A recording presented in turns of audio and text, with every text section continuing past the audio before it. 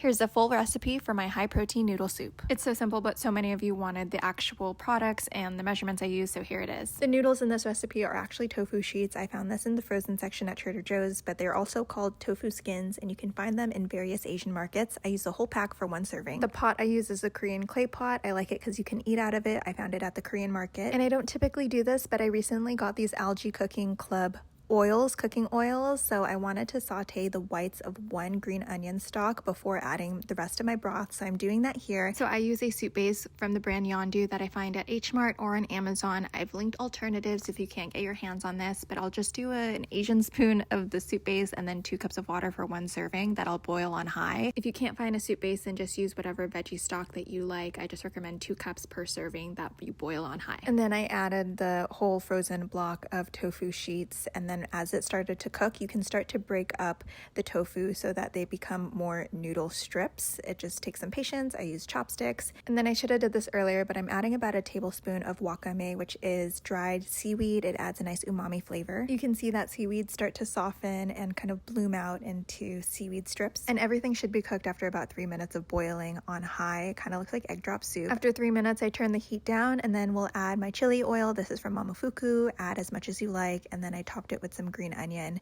And that is it, guys. I hope that was helpful.